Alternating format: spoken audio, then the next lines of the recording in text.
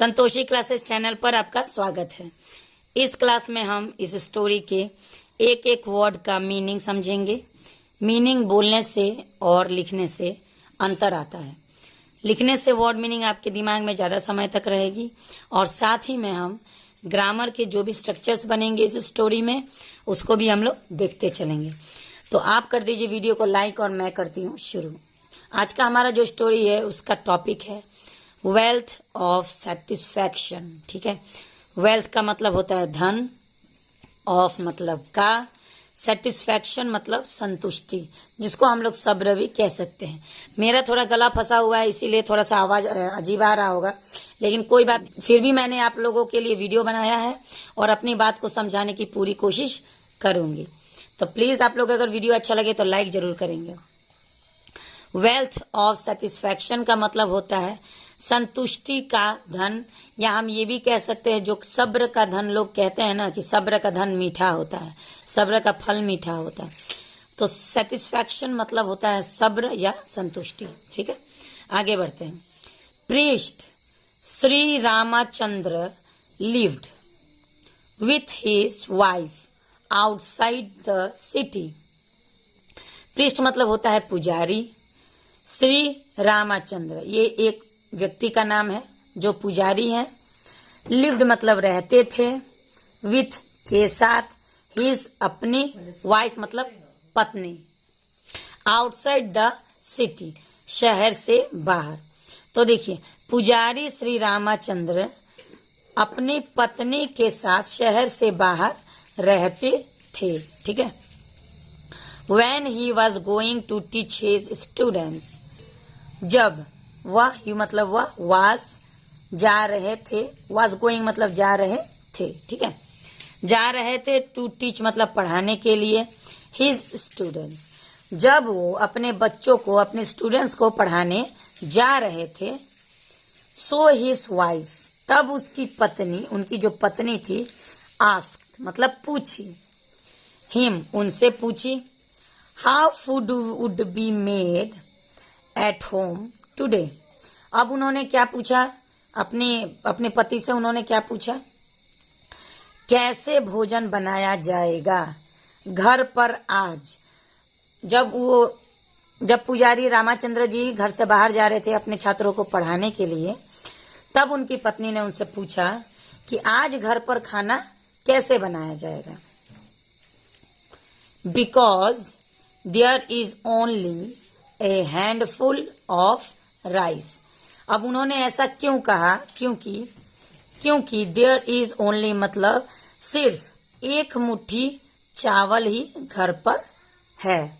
घर में जब एक मुट्ठी चावल होगा और खाने वाले 4-5 होंगे तो कैसे कोई खाएगा। तो ये सवाल एक पत्नी अपने पति से पूछती है कि अगर घर में एक मुट्ठी चावल ही है तो अब हम खाना कैसे बनाएंगे। तो चलिए आगे देखते हैं क्या बात हुआ इन लोग के बीच में। The priest looked at his wife with one eye. अब देखिए, अब प्रीस्ट मतलब पुजारी, लुक्ड मतलब देखे, एट हिज वाइफ मतलब पत्नी के तरफ, विथ वन आई, विथ का मतलब हम के साथ कहते हैं, लेकिन विथ वन आई अगर हम एक ही साथ बोलेंगे तो एक आंख से इसका अर्थ बनेगा। ठीक है, मैंने दोनों लिख दिया ताकि आप लोग कंफ्यूज नहीं होंगे। तो पुजारी ने अपनी पत्नी की तरफ देखा एक आंख से। एक आंख से का मतलब तिरछी नजर नहीं बोलते हैं, तिरछी नजर से उन्होंने अपनी पत्नी की तरफ देखा। Then he left the house without any answer. बस एक नजर, तिरछी नजर से अपनी पत्नी की तरफ देखा और तब वो निकल गए। ठीक है, लेफ्ट मतलब निकलना होता है, the house, left the house मतलब घर से निकले या घर को छोड़े। विदाउट एनी आंसर बिना कोई जवाब दिए, उनके पास कोई जवाब नहीं था, वो बिना जवाब दिए ही घर से बाहर निकल गए। When I returned back in the evening, जब मैं वापस आया, इन द इवनिंग मतलब शाम को, I saw some boiled rice। अब यहाँ पे I किसके लिए यूज किया गया है, I पुजारी जी के लिए यूज किया गया है। वो बोल रहे हैं कि जब मैं वापस आया, व्हेन आई रिटर्न बैक, मैं जब वापस आया। यहाँ पे देखिए रिटर्न का मतलब क्या होता है कि ये पास्ट टेंस में है, रिटर्न का ये थर्ड फॉर्म है। I saw some boiled rice and leaves on the plate during the meal. अब वो कह रहे हैं कि मैंने देखा, सम बॉइल्ड मतलब कुछ उबले हुए चावल, एंड मतलब और, लीव्स पत्ते, on the plate during the meals मतलब मैंने देखा कुछ उबले हुए चावल और पत्ते भोजन के दौरान प्लेट पर, भोजन करने के समय प्लेट पर उन्होंने कुछ उबले हुए चावल और पत्ते देखे।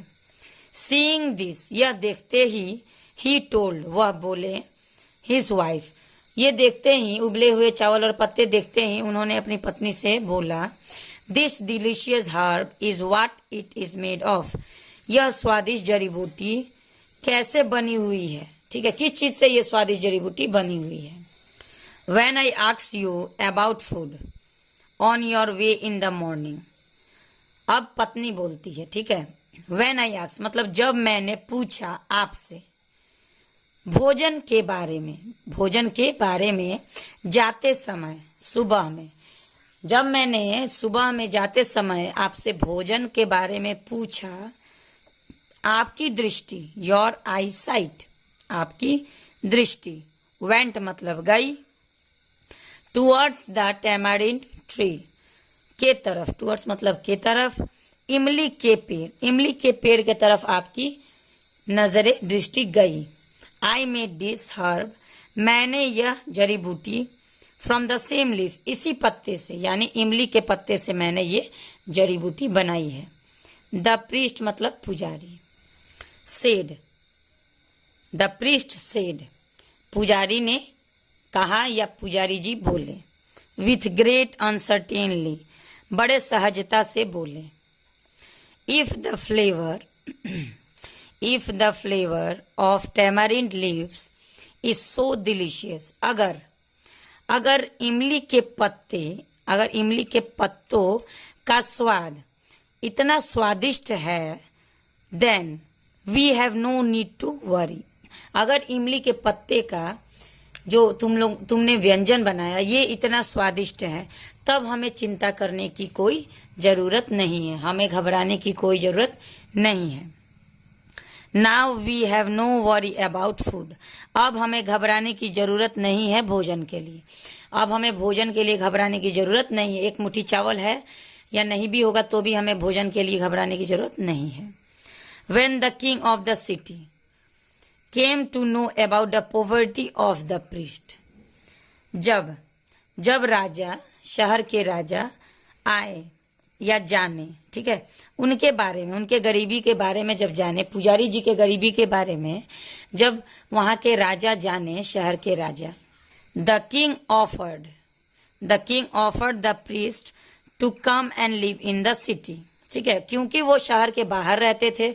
हमने कहानी के शुरुआत में जाना कि एक पुजारी अपनी पत्नी के साथ शहर से बाहर रहते थे, तो वो जो पास के शहर के राजा थे वो उनके पास गए, पुजारी के पास, और उन्होंने कहा, उन्हें अवसर दिया, ठीक है, अवसर दिया पुजारी जी को कि आप हमारे शहर में आए और वहीं पे आप रहें, ठीक है। बट प्रीस्ट रिफ्यूज, लेकिन पुजारी जी ने मना कर दिया। द किंग वॉज सरप्राइज, राजा आश्चर्यचकित थे, हैरान थे, and went to meet himself in his hut. अब राजा खुद पहले जाके पुजारी जी को नहीं ऑफर दिए थे, उन्हें अवसर नहीं दिए थे अपने राज्य में आके रहने का, उन्होंने अपने सेवक से कहा होगा, वो जाके बोले होंगे, लेकिन जब पुजारी जी ने मना कर दिया तब वो खुद गए, ठीक है। He went to meet himself, वो खुद गए पुजारी जी को मिलने उनकी झोपड़ी में, हट मतलब झोपड़ी, and wished to know the reason for this, और वो जानने की कोशिश की कि इसका कारण क्या है, उन्होंने क्यों मना किया, आखिर इस गरीबी का कारण क्या है, और अगर गरीबी है भी तो फिर वो शहर में क्यों नहीं आना चाहते। When the king went to his hut, जब राजा गए उनके झोपड़ी में, the king talked about it, राजा ने इसके बारे में बात की, for a long time, जब राजा मिलने गए उनसे झोपड़ी में उनके, तब बहुत समय तक उनसे बात की, इसके बारे में, गरीबी के बारे में या किसी भी बारे में बात की। But he was confused about, लेकिन वो ये सोच में सोच में पड़ गए कि how to ask his question. अब वो पहले गए, उनसे बहुत बात की है, बहुत इधर उधर का बात की है। मेन पॉइंट अभी नहीं बोले थे कि आप हमारे शहर में आए रहें, ये बात उन्होंने अभी नहीं कही थी। बाकी कुछ बातें कर रहे थे, लेकिन वो फिर सोच में थे कि कैसे, हाउ मतलब कैसे पूछा जाए उनका सवाल। अब वो जो सवाल पूछने आए थे, वो सवाल वो कैसे पूछे, वो सोच में थे। But then he dare to ask priest, लेकिन फिर उन्होंने हिम्मत करके पुजारी जी से पूछा कि that there is no lack of anything, कि वहां किसी चीज की कमी तो नहीं है ना। फिर उन्होंने घुमा फिरा के उनसे पूछा कि आपके यहाँ पे क्या किसी चीज की कमी तो नहीं ना है।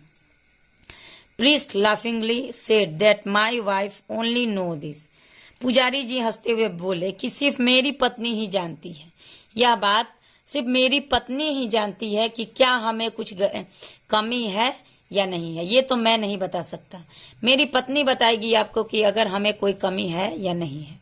ऑन दिस, इस पर, ठीक है। The king turn toward the wife, अब इतना सुनने के बाद राजा पत्नी के तरफ घूमे, ठीक है, पत्नी के तरफ घूमे एंड आस्क, और पूछे हर द सेम क्वेश्चन, और उनसे भी उन्होंने वही सवाल पूछा कि क्या आपको यहाँ पे किसी चीज की कमी तो नहीं है। So the wife of the priest replied, तब पत्नी ने, पुजारी की जो पत्नी थी, उन्होंने जवाब दिया दैट कि I am not lacking any kind of at this time. अब उन्होंने जवाब दिया मुझे किसी चीज की कमी अभी नहीं है, ठीक है, मुझे किसी चीज की कमी अभी नहीं है। बिकॉज, क्योंकि my cloth are not torn so much that they cannot be worn. अब उनकी पत्नी ने कहा क्योंकि मेरे कपड़े इतने भी फटे नहीं हैं कि उन्हें पहना ना जा सके, या उन्हें हम पहन नहीं सकते। एंड मतलब और, the water pot does not burst at all so that water cannot come in it. उसके बाद उन्होंने कहा कि मेरे पास जो कपड़े हैं वो इतने भी नहीं फटे कि हम पहन ना सके, और जो पानी का बर्तन है, जो मिट्टी का बर्तन पहले के जमाने में लोग यूज करते थे, तो मिट्टी का बर्तन भी मेरा फूटा नहीं है कि उनमें हम पानी भर ना सके या पानी भरा ना जा सके। आफ्टर दिस, इसके बाद, एज लॉन्ग एज, जैसे ही, आई हैव बैंगल्स। अब इसके बाद मतलब कपड़े के बारे में तो उन्होंने कह दिया, और पानी के बारे में भी कह दिया कि मेरे पास कपड़े भी है, पानी का बर्तन भी है। और उसके बाद उन्होंने कहा कि मेरे पास, I have bangles on my hand, मेरे पास, मेरे हाथों में चूड़ियां भी है। What can be the feeling of anything, किसी चीज की अनुभूति क्या हो सकती है, या मुझे किसी चीज की कमी अब क्या हो सकती है। चूड़ी है, खाने के लिए पानी, खाने के लिए भोजन है, पीने के लिए पानी है, कपड़े भी है पहनने के लिए। एंड देन, और तब, satisfaction is allowed even in limited means. अब कहा गया है कि सेटिस्फैक्शन को हम संतुष्टि कहते हैं। संतुष्टि जो है वो एक सीमित साधनों में भी रह सकता है, सीमित साधनों में भी हम संतुष्ट हो सकते हैं। Then life can be joyful, और जब हम अपनी सीमित साधनों में संतुष्टि को बरकरार रखेंगे, अगर हमारे सपने हमारे हद से ऊंचे नहीं होंगे, तो हम क्या होंगे, आनंदमय जीवन जी सकेंगे। एक कहावत कहा गया है, पैर उतना ही फैलाए जितना कि हमारा चादर हो, ठीक है। तो ये बहुत ही अच्छा एग्जाम्पल था, बहुत ही अच्छा स्टोरी था, जिसमें हमें ये सिखाया गया कि हमें सब्र से कैसे रहना चाहिए। इस कहानी से हमें क्या सीख मिलती है। सेटिस्फैक्शन इज वेल्थ, संतुष्टि धन है, संतुष्टि से बड़ा कोई धन नहीं है। अगर आपके पास जितना है उतना में अगर आपके पास सब्र है तो आप अपने जीवन अच्छे से बिता सकेंगे, और अगर आपके पास सब्र नहीं है ना, तो आपके पास कितना भी धन आ जाएगा फिर भी आप खुश नहीं रह सकते। आज की स्टोरी यहीं तक, मिलते हैं नेक्स्ट स्टोरी में। अगर वीडियो अच्छा लगे तो प्लीज लाइक करेंगे। चैनल पे पहली बार मेरा वीडियो देख रहे हैं तो चैनल को प्लीज सब्सक्राइब भी कर लीजिएगा, और मिलते हैं नेक्स्ट वीडियो में। Thanks for watching the video and have a nice day.